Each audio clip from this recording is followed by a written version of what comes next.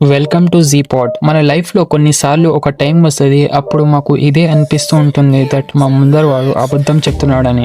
ఇది ఒక ఇంటర్రోగేషన్ అప్పుడు అవ్వచ్చు, మన పార్ట్నర్తో అవ్వచ్చు, ఫ్రెండ్స్, ఫ్యామిలీస్ ఆర్ ఒక డీల్ని నెగోషియేట్ చేస్తున్నప్పుడు కూడా అవ్వచ్చు. అంటే ముందర వాడి మైండ్ రీడ్ చేయడం ఇది చాలా యూస్ఫుల్ స్కిల్. బట్ ఫార్చునేట్లీ ఈ స్కిల్ యూస్ చేయడానికి మాకు ఎక్స్పర్ట్ అవ్వడం ఏం అవసరం లేదు.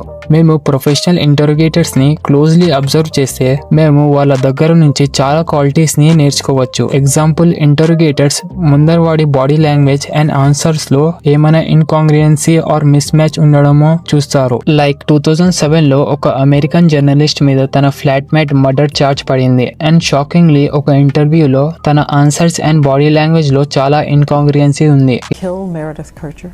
No. Were you there that night? No. Do you know anything you have not told police that you have not said in this book? Do you know anything? No. ఈడ interviewer అడుగుతుంది that నువ్వు murder time అప్పుడు ఎక్కడ ఉన్నావని. అప్పుడు తన eyebrow rise అయిపోయినాయి, తన ఐ వైడ్ అయిపోయింది అండ్ మౌత్ కూడా స్లైట్లీ తెరిచింది. ఇది అంతా కలిపితే ఈ అమ్మాయి ఈడ కొంచెం సర్ప్రైజ్ అయిపోయింది, ఎందుకంటే ఈ క్వశ్చన్ ఆమె ఎక్స్పెక్ట్ చేయలేదు. అండ్ ఆమె తన హెడ్ నాట్ చేస్తూ ఎస్ అని చెప్పింది. Secondly, don't complete there sentences. మేము ముందర వాడు ఏం చెప్తున్నాడో అది వినాలి అంతే. అండ్ నాడింగ్ కన్వే చేయడానికి best way that I'm listening. మేము ఎప్పుడైతే సైలెంట్ గా ఉంటామో అప్పుడు ఎవరైతే అబద్ధం చెప్తూ ఉంటాడో వాడు నర్వస్ అయ్యి నిజం చెప్పేస్తాడు.